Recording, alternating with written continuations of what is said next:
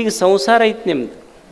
ಸಂಸಾರ ಯಾಕೆ ಕೆಟ್ಟಾವ, ಯಾಕೆ ಗಂಡ ಹೆಂಡತಿಯ ಮಧ್ಯೆ ಸದಾ ಜಗಳ ಬರ್ತಾವಂದ್ರೆ ಅವ್ರು ಕೆಟ್ಟದ್ದು ಹೇಳ್ತಾರೆ, ಇವ್ರು ಕೆಟ್ಟದ್ದು ಹೇಳ್ತಾರೆ. ಕೆಟ್ಟದ್ದು ಹೇಳಿದ್ದಕ್ಕೂ ಸಮಸ್ಯೆ ಆಗೈತೆ. ಅವರಲ್ಲಿರುವುದ ಒಳ್ಳೆಯ ಗುಣ, ಪತಿಯಲ್ಲಿರುವ ಒಳ್ಳೆಯ ಗುಣಗಳನ್ನು ಸತಿ ಗೌರವಿಸುವುದನ್ನು, ಸತಿಯಲ್ಲಿರುವ ಒಳ್ಳೆಯ ಗುಣವನ್ನು ಪತಿ ಗೌರವಿಸುವುದನ್ನು ಎಂದು ಕಲಿತಾರ ಅಂಥ ಮನೆಯೊಳಗೆ ಸಾಮ್ರಾಜ್ಯ, ಅದು ಜಗಳವೇ ಬರೋದಿಲ್ಲ, ಅದು ಅನುಭವ ಮಂಟಪ ಆಗಿ ಉಳಿತೈತೆ ಅಷ್ಟೇ. ಅದು ಗೌರವಿಸುವುದಷ್ಟೇ. ಹಿಂಗಾಗೋದಿಲ್ಲ. ಅದು ಏನಾಗ್ತೈತಿ ಅಂದರೆ ಏನು ಮಾಡ್ತಾನ, ಅಲ್ಲ ನಾ ಮನ್ಯಾಗ ಇಷ್ಟು ದುಡಿತೀನಿ, ಒಂದು ಫೋನ್ ಮಾಡಿ ನನಗೆ ಕೇಳಿ ಏನು ಮಧ್ಯಾಹ್ನ ಊಟ ಆಗೈತೆ ನಾನು ಅಂದ್ರೆ ಇವನಿಗೆ ತೆಲಿಗೆ ತಾಪ ಎದಕ್ಕೆ ಆಗ್ತೈತಿ ಅಂದ್ರೆ, ಮಧ್ಯಾಹ್ನ ಊಟಕ್ಕೆ ಬರ್ತೀರೇನ್ರಿ ಮನೆಗೆ ಅಂತ ಫೋನ್ ಹಚ್ಚಿ ಕೇಳ್ಬೇಕು ಅವ್ರು ಮನೆಗೆ ಫೋನ್ ಹಚ್ಚಿ ನೀವು ಮಧ್ಯಾಹ್ನ ಊಟಕ್ಕೆ ಬರ್ತೀರೇನ್ರಿ ಅಂತ ಕೇಳಾರ್ದಕ್ಕೆ ಇವನಿಗೆ ಎಷ್ಟು ತಾಪ ಆಗೈತೆ ಅಷ್ಟಾಯ್ತು. ಅಲ್ಲ ಇವನು ಒಂದು ಸಲ ಕೇಳ್ಬೇಕಲ್ಲ, ಒಮ್ಮೆರೆ ಕೇಳೇ ನಾನು ಅವರಿಗೆ, ಅಲ್ಲ ನೀವು ಸ್ಯಾಟರ್ಡೆ ಹಾಫ್ ಡೇ ತೊಗೊತೀರಿ, ಸಂಡೇ ಪೂರ್ಣ ರಜೆ ತೊಗೊತೀರಿ, ಪಾಪ ಅವ್ರಿಗೇನು ಹೆಣ್ಮಕ್ಳಿಗೇನು ಸಂಡೇ ರಜೆ ಕೊಟ್ಟಿರ್ತೀರ, ಶನಿವಾರ ಹಾಫ್ ಡೇ ಕೊಟ್ಟಿರ್ತೀರ, 24 ತಾಸು ಒಂದು ವೀಕ್ನೂ ಅವ್ರಿಗೆ ಪೂರಾ ರಜೆ ಇರೋದಿಲ್ಲ. ಈ ಕಂಪ್ನಿ ಒಳಗಿದ್ದಂಗೆ ಏನು shift wise morning 8 hours, afternoon 8 hours, night shift 8 hours ಅಂತ ಹಿಂಗೇನು ಇರ್ತೈತೆ ಕಂಟಿನ್ಯೂ ಕೆಲಸ ಮಾಡೋದವ್ರು. ಅವ್ರಿಗೇನು ಹೆಣ್ಮಕ್ಳಿಗೆ ಶಿಫ್ಟ್ ಇರೋದಿಲ್ಲ, ಆದರೆ ಗಂಡ ಮಕ್ಕಳನ್ನು ನಮಗೆ ಗಿಫ್ಟ್ ಅಂತ ಕೆಲಸ ಮಾಡ್ತಿರ್ತಾರೆ. ಶಿಫ್ಟ್ ವೈಸ್ ಇರೋದಿಲ್ಲ, ಗಿಫ್ಟ್ ವೈಸ್ ಕೆಲಸ ಇರ್ತೈತೆ ಅವ್ರದ್ದು ಅಷ್ಟೇ. ಆದರೆ ಇದು ಏನು ಮಾಡ್ತಿರ್ತೈತೆ ಅಂದ್ರೆ ಇಟ್ಟಿಟ್ಟಕ್ಕೆ ಫೋನ್ ಹಚ್ಚಿ ಬೈಯೋದ್ರಿಂದ ಅವ್ರಿಗೆ ತೆಲಿಗೆ ತಾಪಾಗಕ್ಕೆ ಶುರು ಆಕೈತೆ ಅಷ್ಟೆ. ಅದಕ್ಕೆ ಅವ್ರು ನೋಡ್ರಿ ಹೆಣ್ಮಕ್ಳು ಏನು ಮಾಡ್ತಿರ್ತಾರೆ ಅಂದ್ರೆ, ಸಿಟ್ಟು ಬಂತು ಅಂದ್ರೆ ಪಾತ್ರೆ ಸಾಮಾನು ಒಗಿತಿರ್ತಾರೆ ಅವ್ರು ಮನ್ಯಾಗ ಬಚ್ಚಲ್ದಾಗ. ಅದು ಅವ್ರಿಗೆ ಫಸ್ಟ್ ಕೆಲಸ ಅಂದ್ರೆ ಸಿಟ್ಟು ಬಂದ ಕೂಡಲೇ ಪಾತ್ರೆ ಸಾಮಾನು ಒಗ್ಯೋದು. ಇದೊಂದು ಸೈಕಾಲಜಿ ಐತದು. ಎದಕ್ಕೆ ಪಾತ್ರೆ ಸಾಮಾನು ಒಗಿತಾರಂದ್ರೆ ಆ ಪಾತ್ರೆ ಮೇಲೆ ಅವ್ರ ಗಂಡನ ಹೆಸರು ಬರೆದಿರ್ತೈತದು. ಅಂದ್ರೆ ಆ ಪಾತ್ರೆ ಸಾಮಾನಕ್ಕೆ ಇಕ್ಕರಿಸಿದ್ರೆ ಗಂಡಗೆ ಇಕ್ಕರಿಸ್ದಂಗೆ ಅವ್ರಿಗೆ ಅಷ್ಟು ಖುಷಿ. ಅಂದ್ರೆ ಒಳ್ಳೆಯ ಗುಣ ಇವರು ಒಂದಿಷ್ಟು ಅವ್ರದನ್ನು ಗೌರವಿಸೋದು, ಅವ್ರದನ್ನು ಇವರು ಗೌರವಿಸೋದು ಬೇಕಲ್ಲ. ಬರದಿಹುದ ರೆಣಿಕೆಯಲ್ಲಿ ಬಂದಿಹುದ ಮರೆಯದಿರು, ಗುರುತಿಸು ಒಳಿತಿರುವುದನ್ನು ಕೇಡುಗಳ ನಡುವೆ, ಇರುವ ಭಾಗ್ಯವ ನೆನೆದು ಬಾರೆನೆಂಬುದು ಬಿಡು. ಏನು ದೇವರು ಕೊಟ್ಟನ ಅದರಲ್ಲಿ ಮೊದಲು ಸಂತೋಷ ಪಡುವುದನ್ನು ಕಡಿ. ಇರುವ ಭಾಗ್ಯವ ನೆನೆದು. ಬಸ್ನಾಗ ಹೊಂಟಿರ್ತೀರಿ, ಸೀಟ್ ಸಿಕ್ಕಿಲ್ಲ ಅಂತ ಕೊರಗಕ್ಕೆ ಹೋಗಬೇಡ. ಈಗ ನಿಮಗೆ ಬಸ್ ಸಿಕ್ಕರೆ ಸಾಕಾಗೈತಿ, ಈಗ ಸೀಟ್ ಸಿಗೋದು ದೂರ ಉಳಿತಾವ. ಯೋಜನೆ ಏನೈತಲ್ಲ ಈಗ ಅದು, ನಿಮಗೆ ಬಸ್ ಸಿಕ್ಕರೆ ದೊಡ್ಡದಿನ, ಸೀಟ್ ಸಿಗೋದಂತೂ ದೂರ ಉಳಿತು ಮಾತು. ಬಸ್ ಸಿಕ್ಕಿದ್ದಕ್ಕೆ ಸಂತೋಷ ಪಡೋದು, ಸೀಟ್ ಸಿಕ್ಕಿಲ್ಲ ಅಂತ ದುಃಖ ಪಡೋದು ಬೇಡ. ಇರುವ ಭಾಗ್ಯವ ನೆನೆದು ಬಾರೆನೆಂಬುದು ಬಿಡು. ಏನು ಬಂದಿಲ್ಲ ಅದ್ರ ಬಗ್ಗೆ ತಲೆ ಕೆಡಿಸ್ಕೋಬೇಡ. ಹರುಷಕ್ಕಿದು ದಾರಿ ಮಂಕುತಿಮ್ಮ. ಇದನ್ನು ಸ್ವಲ್ಪ ಪಾಲನೆ ಮಾಡ್ಕೊಂಡು ಬಂದು ಅಂದರೆ ಇದಕ್ಕಿಂತ ಏನು ದೊಡ್ಡ ಸಂತೋಷ ಐತೆ ಜೀವನದೊಳಗೆ. ಗುರುತಿಸು ಒಳಿತಿರುವುದನ್ನು ಕೇಡುಗಳ ನಡುವೆ. ಒಂದು ಸ್ವಲ್ಪ ಹೆಚ್ಚ ಕಡಿಮೆ ಸಂಸಾರ ಪ್ರಪಂಚ ಅಂದ ಮೇಲೆ ಇರ್ತೈತಿ. ಒಳ್ಳೆಯದನ್ನು ಗುರುತಿಸುವುದನ್ನು ಕಲಿಬೇಕು ಮನುಷ್ಯ. ಒಂದು ಕೋಗಿಲೆ, ಒಂದು ಕಾಗೆ ಕುಂತಿತ್ತು. ಕಾಗೆ, ಒಂದು ಗಿಡ ಇತ್ತು, ಆ ಗಿಡದ ಮೇಲೆ ಒಂದು ಕಾಗೆ ಕುಂತಿತ್ತು. ಆ ಕಾಗೆಗೆ ಗಿಡ ಕೇಳ್ತದೆ, ಅಲ್ಲ ದೇವರು ಕೋಗಿಲೆಗೆ ಎಷ್ಟು ಚಲೋ ಕಂಠ ಕೊಟ್ಟಾನ, ನವಿಲಿಗೆ ಎಷ್ಟು ಚಲೋ ಬಣ್ಣ ಕೊಟ್ಟಾನ. ದೇವರು ನಿನಗೆ ಕೋಗಿಲೆಯಂಥ ಕಂಠ ಕೊಡಲಿಲ್ಲ, ನವಿಲಿನಂಥ ಬಣ್ಣನೂ ಕೊಡಲಿಲ್ಲ. ನಿಂದೇನೈತಿ ಜೀವನದೊಳಗೆ? ಏನು ಧ್ವನಿಯರೇ ಸರಿಗಿಲ್ಲ, ಬಣ್ಣರೇ ಸರಿಗಿಲ್ಲ. ಅವಾಗ ಕಾಗೆ ಹೇಳ್ತು, ಅಲ್ಲ I don't have any problem, ನಿನಗ್ಯಾಕೆ ಸಮಸ್ಯೆ? ನನಗೆ ಸಮಸ್ಯೆ ಇಲ್ಲ ಅಂದಮೇಲೆ ನಿನಗ್ಯಾಕೆ ಸಮಸ್ಯೆ? ನಮ್ಮದೇನು ಅಂದ್ರೆ ಯಾರು ಸಮಸ್ಯೆ ಇರಲಿಲ್ಲ ಅಂದ್ರೆ ಸಮಸ್ಯೆ ಮಾಡಿಡೋರು ನಾವೆಲ್ಲ. ಅದು ಕಾಗೆಂತೂ ಇದು ನಾನು ಚಿಂತೆ ಮಾಡ್ಬೇಕು, ನೀ ಯಾಕ ಅಂತ. ಅಲ್ಲಲ್ಲ, ನಿಂದು ನೋಡಿ ನನಗೆ ಸ್ವಲ್ಪ ಕನಿಕರ ಬರಕತ್ತೈತೆ.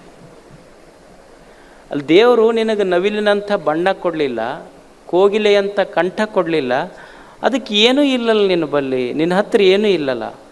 ಅದು ಕಾಗೆಂತೂ ದೇವ್ರು ನನಗೆ ನವಿಲಿನ ಬಣ್ಣ ಕೊಟ್ಟಿಲ್ಲ, ಕೋಗಿಲೆಯ ಕಂಠ ಕೊಟ್ಟಿಲ್ಲ, ಆದರೂ ನಾ ಭಾರಿ ಮಸ್ತ್ ಅದೀನಿ ಅಂತದು. ಅದು ಗಿಡ ಕೇಳ್ತಲ್ಲ, ಏನೂ ಇರದೇ ಇದ್ದರೂ ನೀ ಹೆಂಗೆ ಮಸ್ತ್ ಅದಿ ಅಂತ. ಅವಾಗ ಕಾಗೆ ಹೇಳಿತ್ತು, ನಾ ಯಾಕೆ ಸಂತೋಷ ಮಸ್ತ್ ಮಜಾದಾಗದೀನಿ ಅಂದ್ರೆ, ನನಗೆ ಚಲೋ ಬಣ್ಣ ಕೊಟ್ಟಿಲ್ಲ ಅಂತ ತಲೆ ಕೆಡಿಸ್ಕೊಂಡಿಲ್ಲ, ನನಗೆ ಚಲೋ ಕಂಠ ಕೊಟ್ಟಿಲ್ಲ ಅಂತ ತಲೆ ಕೆಡಿಸ್ಕೊಂಡಿಲ್ಲ. ಆದರೆ ದೇವ್ರು ಏನು ಕೊಟ್ಟಾನ ಅಂದ್ರೆ, ನವಿಲಿನ ಚಿತ್ರ ವಿಚಿತ್ರ ಬಣ್ಣವನ್ನು ನೋಡಿ ಕೋಗಿಲೆಯ ಕಂಠವನ್ನು ಕೇಳಿ ಆನಂದಿಸುವ ಅದ್ಭುತ ಹೃದಯ ಕೊಟ್ಟಾನ. ಇದಕ್ಕಿಂತ ಏನು ಬೇಕು ನಮಗಂತ? ಏನು ದೇವರು ಕೊಟ್ಟಾನ ಅದನ್ನು ಆನಂದಿಸುವಂಥ ಅದ್ಭುತ ಹೃದಯ ಇತ್ತು ಅಂದ್ರೆ ಅದು ಸಂತೋಷಕ್ಕೆ ದಾರಿ ಮನುಷ್ಯನಿಗೆ. ಅದಕ್ಕೆ ಮೊದಲು ಕಲಿಯುವುದು ಸಂತೋಷಕ್ಕೆ ದಾರಿ. ಏನಿಲ್ಲ, ಏನು ಕರ್ರಗಿರಬಾರ್ದಂತ ಐತೇನು ಮನುಷ್ಯ. ಕಪ್ಪಿದ್ರಿ ಏನು ತೊಂದರೆ ಐತಿ? ಈಗ ನೀವು ನೋಡಿ, ತಾಯಂದಿರದಿರಿ, ನೀವು ಎಷ್ಟು ತೊಲಿದರ ಬಂಗಾರ ಹಾಕಿಸ್ಕೊರಿ ನೀವು ತಾಳಿ, ಆದ್ರೆ ಹಿರಿಯರು ಏನಂತಾರೆ, ಅವು ಒಂದರ ಕರೆಮಣಿ ಇದ್ರೆ ಅದು ಬಂಗಾರಕ್ಕೆ ಭೂಷಣ, ಇರದೇ ಇದ್ರೆ ಅದಕ್ಕೆ ಭೂಷಣನೇ ಇಲ್ಲ ಅಂತ. ಅದಕ್ಕೆ ಮನುಷ್ಯ ಕಲಿಯುವುದೇನೆಂದ್ರೆ ಒಳ್ಳೆಯದನ್ನು ಗುರುತಿಸುವುದು, ಏನು ದೇವರು ಏನು ಕೊಟ್ಟಾನ ಅದರಲ್ಲಿ ಸಂತೋಷ ಪಡೋದು, ಭಾಳ ಕೆಟ್ಟದ್ರ ಬಗ್ಗೆ ತಲೆ ಕೆಡಿಸ್ಕೊಳ್ಳೋದಿಲ್ಲ. ಏನು ದೇವರು ಕೊಟ್ಟಾನ ಅದರಲ್ಲಿ ದಿವಸ ಸಂತೋಷ ಪಡಬೇಕಷ್ಟೆ. ಒಂದು ದಿವಸ ಏನು ಕೊಟ್ಟಾನ ಇದನ್ನು ಸಂತೋಷವಾಗಿ ಮನುಷ್ಯ ಕಳೆಯುವ ಗುಣ ಕಲಿಯುವುದು. ದೇವರು ಇಷ್ಟು ಅದ್ಭುತವಾದ ಜೀವನ ಕೊಟ್ಟಾನ, ಯಾಕೆ ಪ್ರತಿನಿತ್ಯ ದುಃಖ ಪಡಬೇಕು ಹೇಳಿ ಮನುಷ್ಯನಿಗೆ? ಒಂದು ಪಕ್ಷಿ ಅದಕ್ಕೇನೂ ಇಲ್ಲ, ಯಾವ ಸೆಕ್ಯೂರಿಟೀಸ್ನೂ ಇಲ್ಲ, ಮನಿ ಇಲ್ಲ, ಹೊಲ ಇಲ್ಲ, ಬ್ಯಾಂಕ್ ಬ್ಯಾಲೆನ್ಸ್ ಇಲ್ಲ, FD ಇಲ್ಲ. ಎಷ್ಟು ಪಕ್ಷಿ ಆಕಾಶದಲ್ಲಿ ಹಾಡ್ತಾ ಹಾಡ್ತಾ ಹಾರ್ತದೆ. ಇಷ್ಟೆಲ್ಲ ಇದ್ದ ಮನುಷ್ಯ ಯಾಕೆ ಅಳಬೇಕು ಜೀವನದಲ್ಲಿ? ದೇವರು ಎಲ್ಲವನ್ನು ಕೊಟ್ಟಿದ್ದಾನೆ. ದೇವರು ಏನು ಕೊಟ್ಟಾನ ಅವ ಕೊಟ್ಟಿದ್ದಕ್ಕಾಗಿ ಗುಡಿಗೆ ಹೋಗ್ತೀವಿಲ್ಲ ನಾವು. ಗುಡಿಗೆ ಎದಕ್ಕೆ ಹೋಗಬೇಕು? ನಾವು ಗುಡಿಗೆ ಎದಕ್ಕೆ ಹೋಗ್ತೀವಿ ಅಂದ್ರೆ ಒಂದು ಲಿಸ್ಟ್ ಹಿಡ್ಕೊಂಡು ಹೋಗ್ತೀವಿ ಅಷ್ಟೆ. ನಮ್ಮದು ಗುಡಿ ವಿಸಿಟ್ ಐತಿ ಅಂದ್ರೆ ಲಿಸ್ಟ್ ಐತೆ ಅಂತ ಅರ್ಥ ಅಷ್ಟೆ. ಗುಡಿ ವಿಸಿಟ್ ಐತಿ ಅಂದ್ರೆ ಲಿಸ್ಟ್ ಐತೆ ಅಂತ. ಅದು ಒಂದು ನಾಗಪ್ಪನ ಗುಡಿ ಇತ್ತು. ಆ ನಾಗಪ್ಪನ ಗುಡಿ ಮಗ್ಲು ಒಂದು ಮಾರುತಿ ಗುಡಿ. ಅವ ನಾಗಪ್ಪ ಕೇಳಿದಂತ, ಅಲ್ಲ ಈ ಜನ ನಾ ಇಲ್ಲೇ ಮಗ್ಲದೀನಿ, ಯಾವಾಗಾರ ನಾಗರ ಪಂಚಮಿಗೆ ಅಷ್ಟ ಬಂದು ಹಾಲು ಹಾಕ್ತಾರೆ ನನಗೆ, ನಿನಗೆ ಎಷ್ಟು ನಡ್ಕೊತಾರಲ್ಲ ಇವರು. ಅವ ಮಾರುತಿ ಅಂದ, ಇವ್ರೇನು ನಮ್ಮ ಸಲುವಾಗಿ ಬಂದವರಲ್ಲ, ಕೈಯಾಗ ಲಿಸ್ಟ್ ಹಿಡ್ಕೊಂಬಂದವ್ರು, ತಮ್ಮ ಸಲುವಾಗಿ ಬಂದಾರ ಇವ್ರು. ಅವಾಗ ಅವ ನಾಗಪ್ಪ ಅಂದ, ಹೌದು ನಿನ್ನ ಕಡೆ ಬಂದಾರ ಲಿಸ್ಟ್ ತೊಗೊಂಡು ಅಂತಿರ್ತಾರಲ್ಲ, ಏನು ಬರ್ದಾರ ಲಿಸ್ಟ್ನಾಗರ? ಅವು ಏನು ಅದ ರಗಳಿ ಬರ್ಕೊಂಡು ಬಂದಿರ್ತಾವೆ, ಅದಕ್ಕೆ ಅವ್ರ ಕಡೆ ನೋಡೋಕೆ ಹೋಗೋದಿಲ್ಲ, ನಾ ಈ ಕಡೆ ಮುಖ ಮಾಡ್ಕೊಂಡು ನಿಂತಿರ್ತೀನಿ ಅಂತ. ಯಾವ ಮಾರ್ತೀರ ನಿಮ್ಮ ಕಡೆ ಹೋದಾಗ ಮುಖ ಮಾಡ್ಯಾನ ನಾವು? ನೀವು ಹೋದಾಗ ಈ ಕಡೆ ಮುಖ ಅಂದ್ರೆ ಇವ್ರು ರಗಳಿ ತೊಗೊಂಬಂದಿರ್ತಾರಂತ ಅವನಿಗೆ ಗೊತ್ತಷ್ಟು. ಅದಕ್ಕೊಂದು ಗುಡಿಗೆ ಹೋಗೋದು ಏನಾರ ಕೇಳಕ್ಕಲ್ಲ. ಇಷ್ಟೆಲ್ಲ ನೀ ಕೊಟ್ಟಿಯಲ್ಲ ಭಗವಂತನೇ, ಎಷ್ಟೋ ಜನರಿಗೆ ಕಣ್ಣಿಲ್ಲ, ನನಗೆ ಕಣ್ಣು ಕೊಟ್ಟು, ಎಷ್ಟೋ ಜನರಿಗೆ ಕಾಲಿಲ್ಲ, ಕಾಲು ಕೊಟ್ಟು, ಎಷ್ಟೋ ಮಂದಿ ಗುಡಿಸಿಲ್ಲೊಳಗೆ ಬದುಕ್ತಾರೆ, ನನಗೊಂದು ಚಲೋ ಮನೆ ಕೊಟ್ಟು, ಎಷ್ಟೋ ಮಂದಿ ಭಿಕ್ಷಾ ಬೇಡಿ ಬದುಕ್ತಾರೆ, ನಾನು ಕುಂತಲ್ಲ ಡೈನಿಂಗ್ ಟೇಬಲಿಗೆ ಪ್ರತಿನಿತ್ಯ ಪ್ರಸಾದ ಬಂದು ಬೀಳ್ತೈತಿ. ಇಷ್ಟೆಲ್ಲ ಕೊಟ್ಟಿದ್ದು ಇನ್ನೇನು ಕೇಳಿ ಹೇಳು? ನಿನ್ನ ಗುಡಿಗೆ ಬಂದಿದ್ದು ಕೇಳೋಕ್ಕಾಗೆಲ್ಲ, ನೀ ಕೊಟ್ಟ ಈ ಪ್ರಸಾದಕ್ಕಾಗಿ ಧನ್ಯವಾದ ಹೇಳಕ್ಕೆ ಬಂದಿನಂತ ಗುಡಿಗೆ ಹೋಗಬೇಕು, ಹೊರತು ಕೇಳಲಿಕ್ಕಾಗಿ ಅಲ್ಲ. ಭಗವಂತ ಕೊಟ್ಟಿದ್ದಕ್ಕಾಗಿ ಒಂದು ಧನ್ಯವಾದ ಹೇಳುವುದಷ್ಟೇ. ಬಂದು ಆರಾಮ 4 ದಿವಸ ಇದ್ದು ಚಂದ ಜಾತ್ರೆ ಮಾಡಿ ಹೋಗೋದಷ್ಟೇ. ಆರಾಮಿರೋದು ಇಲ್ಲಿ ಏನೈತೆ ಹೇಳಿ ಜೀವನದೊಳಗೆ? ಏನು ಖಾಯಾಮಂತೂ ಇರಾಕೆ ಬಂದಿಲ್ಲ. ಏನು ಒಂದಿಷ್ಟು ದಿವಸ ಬಂದೀವಿ, ಸಂತೋಷವಾಗಿದ್ದು ನಾವು ಸಂತೋಷವಾಗಿರಬೇಕು, ನಮ್ಮ ಜೊತೆಗಿದ್ದವರು ಸಂತೋಷವಾಗಿರಬೇಕು. ಸಂತೋಷವಾಗಿ ಒಂದು ದಿವಸ ಯಾತ್ರೆ ಮುಗಿಸೋದು ಜೀವನದ್ದು. ಈ ಜಗತ್ತು ಇದೊಂಥರ ಪಿಕ್ನಿಕ್ ಸ್ಪಾಟ್ ಇದ್ದಂಗಿದೆ. ಏನು ಪಿಕ್ನಿಕ್ ಸ್ಪಾಟ್? ಈಗ ನಮಗೆ ಸಣ್ಣವರಿದ್ದಾಗ ಶಾಲೆಯಾಗ ಪಿಕ್ನಿಕ್ಗೆ ಕರ್ಕೊಂಡು ಹೋಗ್ತಿದ್ರಿಲ್ಲ, ಯಾವುದೋ ಒಂದು ಊರಿಗೆ ಪಿಕ್ನಿಕ್ಕಿಗೆ ಕರ್ಕೊಂಡು ಹೋಗ್ತಿದ್ರು. ಪಿಕ್ನಿಕ್ಕಿಗೆ ಹೋಗ್ಬೇಕಾದ್ರೆ ತಾಯಿ ಏನು ಮಾಡ್ತಿದ್ಲು ಅಂದ್ರೆ, ರೊಟ್ಟಿ ಮಾಡಿ, ಪಲ್ಯ ಮಾಡಿ, ಬುತ್ತಿ ಮಾಡಿ, ಚಲೋ ಅಡುಗೆ ಮಾಡಿ, ಎಲ್ಲ ಬುತ್ತಿ ಕಟ್ಟಿ ತಾಯಿ ಏನು ಮಾಡ್ತಿದ್ಲು ಅಂದ್ರೆ ಮಗನಿಗೆ ಹೇಳ್ತಿದ್ಲು, ಈಗ ನಿನಗೇನು ಬೇಕು ಅದನ್ನು ಮಾಡಿ ಕಟ್ಟೀನಿ, ಉಣ್ಣು. ನಿನಗಷ್ಟೇ ಅಲ್ಲ, ನಿನ್ನ ಸ್ನೇಹಿತರಿಗೆ ಏನು ಬೇಕು ಅದನ್ನು ಕಟ್ಟೀನಿ. ಇದನ್ನು ತೊಗೊಂಡು ಹೋಗಿ ಚಂದ ಯಾವ ಜಾಗಕ್ಕೆ ಹೋಗಿ ಎಲ್ಲ ನೋಡಿ ಆಡಿ ಉಂಡು ತಿಂದು ಬಾ ಅಂತ ತಾಯಿ ಬುತ್ತಿ ಕೊಟ್ಟು ಕಳಿಸಿದ್ಲು. ಇದು ಪಿಕ್ನಿಕ್ಕಿಗೆ ಹೋದ ಹುಡುಗ ಹೋಗಿ ಏನು ಮಾಡ್ದಂದ್ರೆ, ಇವ ಏನು ನೋಡೋದು ಮಾಡಲಿಲ್ಲ, ಹೋದ ಕೂಡ ಅವ್ರು ಕೂಡ ಜಗಳ ತೆಗೆದು, ಇವ್ರು ಕೂಡ ಜಗಳ ತೆಗೆದು, ಅವ್ರ ಬುತ್ತಿಯಾಗ ಕೈ ಹಾಕಿದ, ತಂದು ಹಂಗೆ ಗಂಟಿತ್ತು. ಅವ್ರ ಬುತ್ತಿಯಾಗ ಕೈ ಹಾಕಿ ಅವ್ರ ಬುತ್ತಿ ಹರಿದು ತನ್ನ ಬುತ್ತಿ ಚೆಲ್ಲಿ ಅಂಗಿ ಹರ್ಕೊಂಡು ಜಗಳ ಆಡಿ ಮನೆಗೆ ಬಂತು. ಅವು ಅಂದ್ಲು, ನೀವು ಉಂಡು ತಿಂದು ಚಂದ ಪಿಕ್ನಿಕ್ ಮಾಡಬಾ ಅಂತ ಕಳಿಸಿದ್ದೆ, ಇಷ್ಟು ಜಗಳ ಆಡಿ ನಿನ್ನ ಬುತ್ತಿನೂ ಉಣ್ಲಿಲ್ಲ, ಮಂದಿ ಬುತ್ತಿ ಕೈ ಹಾಕಿ ಅವ್ರದ್ದು ಹರಿದು ಹಾಳು ಮಾಡಿದೆ, ಈಗ ನಿನಗೆ ಇನ್ನೊಮ್ಮೆ ಪಿಕ್ನಿಕ್ಕಿಗೆ ಕಳಿಸೋದಿಲ್ಲ ಅಂತಾಳೆ ತಾಯಕ್ಕೆ. ಹಂಗೆ ದೇವರು ಅನ್ನುವ ತಾಯಿ ನಮಗೆಲ್ಲ ಈ ಜಗತ್ತು ಅನ್ನೋದು ಅದೊಂದು ಪಿಕ್ನಿಕ್ ಸ್ಪಾಟ್ ಇದು. ಇಲ್ಲಿ ಪಿಕ್ನಿಕ್ಕಿಗೆ ಕಳಿಸಾಳಕ್ಕೆ ನಮಗೇನು ಬೇಕು ಎಲ್ಲ ನಮ್ಮ ಉಡಿಯೊಳಗಿಟ್ಟು ದೇವ ಅನ್ನುವಂಥ ತಾಯಿ ಕಳಿಸಾಳ. ನಾವು ಸಂತೋಷವಾಗಿ ಉಂಡು ತಿಂದು ಇನ್ನೊಬ್ಬರಿಗೆ ಉಂಡು ತಿಂದು ಸಂತೋಷವಾಗಿ ಇರಾಕೆ ಬಿಟ್ಟು ಚಂದ ಹೋದ್ವಿ.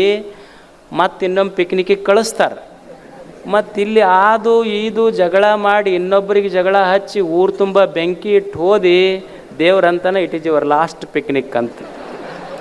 ಯಾರೂ ಹೇಳೋದು ಬೇಕಾಗಿಲ್ಲ, ನಾವೇ ತಿಳ್ಕೊಂಬಿಡೋದು ನಾ ಮುಂದಿನ ಪಿಕ್ನಿಕ್ಕಿಗೆ ಬರ್ತೀನೋ ಇಲ್ಲಂತ ದೇವ್ರು ಹೇಳೋದು ಬೇಡ, ನನಗೆ ಗೊತ್ತಾಗಬೇಕು ಕಷ್ಟ ಅದಂತ. ಹಂಗೊಂದು ಪಿಕ್ನಿಕ್ ಸ್ಪಾಟು 4 ದಿವಸ ಬಂದೀವಿ, ಚಂದ ಉಂಡು ತಿಂದು ಸಂತೋಷವಾಗಿ ಒಳ್ಳೆಯದನ್ನು ಮಾಡಿ ಒಳ್ಳೆಯದನ್ನು ಕೇಳಿ ಒಳ್ಳೆಯದನ್ನು ನೋಡಿ ಹೋಗುವುದಷ್ಟೇ.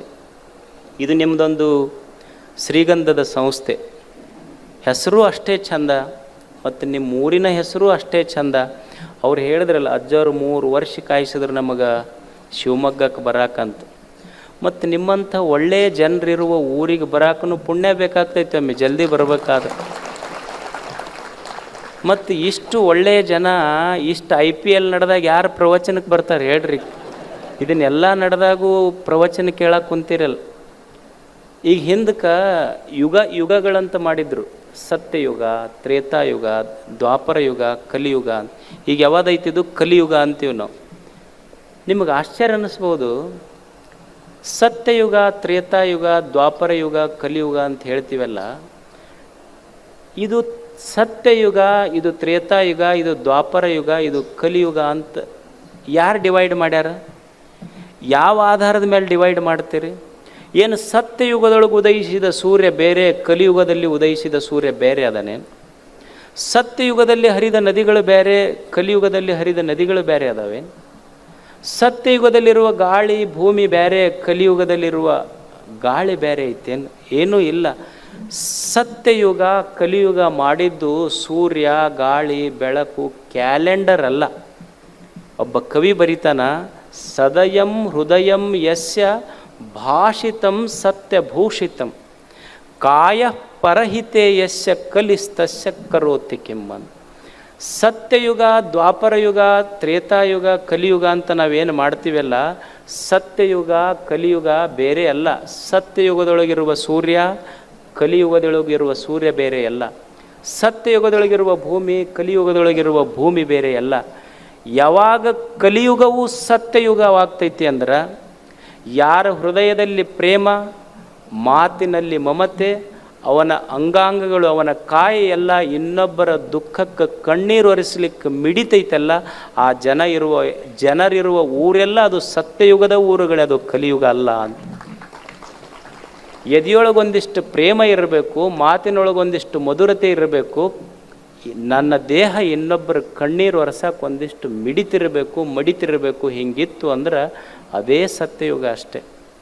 ಅದಕ್ಕೆ ಈ ಶ್ರೀಗಂಧ ಅನ್ನುವಂಥ ಸಂಸ್ಥೆ ಎಲ್ಲ ಹಿರಿಯರ ಮಾರ್ಗದರ್ಶನದಲ್ಲಿ ಪ್ರತಿ ವರ್ಷ ಒಳ್ಳೆಯ ಕಾರ್ಯಗಳನ್ನು ಮಾಡ್ತಾ ಇದೆ.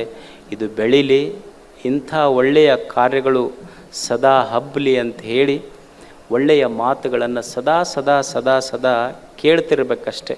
ಯಾರ ಹೇಳಿ ಅವ್ರು ಹೇಳ್ಯಾರ ಇವ್ರು ಹೇಳ್ಯಾರ ಅಂತಲ್ಲ, ದೊಡ್ಡವರು, ಶರಣರು, ಸಂತರು, ಯಾರ ಬಾಯಿಂದ ಒಳ್ಳೆಯ ಮಾತು ಬರ್ತದೆ ಅದನ್ನು ಸದಾ ಕೇಳ್ತಿರ್ಬೇಕು. ಈಗ ನೀವು ಅಂಗಡಿಗೆ ಹೋಗ್ತೀರಿ, ಅಂಗಡಿಗೆ ಹೋದಾಗ ನೀವೊಂದು ಚಲೋ ಮೊಬೈಲ್ ತೊಗೊತೀರಿ. ಮೊಬೈಲ್ ತೊಗೊಂಡ ಮೇಲೆ ಅದಕ್ಕೊಂದು ಮ್ಯಾನ್ಯುವಲ್ ಅಂತ ಕೊಡ್ತಾರೆ ಅವರು. ಏನದು ಮ್ಯಾನ್ಯುವಲ್ ಅಂದ್ರೆ ಹೌ ಟು ಯೂಸ್ ಇಟ್ ಅಂತ. ಏನಂತ? ಹೌ ಟು ಯೂಸ್ ಇಟ್ ಅಂದ್ರೆ ಸುಮ್ಮನೆ ಒಂದು 2 ವರ್ಷ 3 ವರ್ಷ 4 ವರ್ಷ 5 ವರ್ಷ ಇದ್ದು ಕೆಡುವಂಥ ಮೊಬೈಲ್ ತೊಗೊಂಡ್ರನ ಅದಕ್ಕೊಂದು ಹೌ ಟು ಯೂಸ್ ಇಟ್ ಅಂತ ಮ್ಯಾನ್ಯುವಲ್ ಇರ್ತೈತಿ. ಒಂದು 100 ವರ್ಷ ಈ ಭೂಮಿಯ ಮೇಲೆ ಬದುಕುವಂಥ ದೇವರು ಕೊಟ್ಟ ಈ ದೇಹಕ್ಕೊಂದು ಮ್ಯಾನ್ಯುವಲ್ ಬೇಕಲ್ಲ, ಇದು ಹೌ ಟು ಯೂಸ್ ಇಟ್ ಅಂತ ಗೊತ್ತಿರದೇ ಇದ್ದರೆ ಇದು ಕೆಟ್ಟು ಹೋಗ್ತೈತಿ. ಅದಕ್ಕೆ ಶರಣರ ಮಾತುಗಳು ನಮಗೇನು ಕಲಿಸ್ಕೊಡ್ತಾವಂದ್ರೆ ಹೌ ಟು ಯೂಸ್ ಇಟ್ ಅಂತ. ಇದೊಂದು ಮ್ಯಾನ್ಯುವಲ್ ಇದ್ದಂಗೆ. ಅದಕ್ಕಂಥವರ ಮಾತಿನ ದಾರಿಯಲ್ಲಿ, ಬೆಳಕಿನ ಮಾತಿನಲ್ಲಿ ನಾವು ನಡೆದ್ರೆ ನಮ್ಮೆಲ್ಲರ ಬದುಕು ಬೆಳಕಾಗ್ತದೆ ಅನ್ನುವಂಥ ಮಾತು ಹೇಳಿ ತಮಗೆಲ್ಲ ವಂದಿಸಿ ನಮ್ಮ ಮಾತು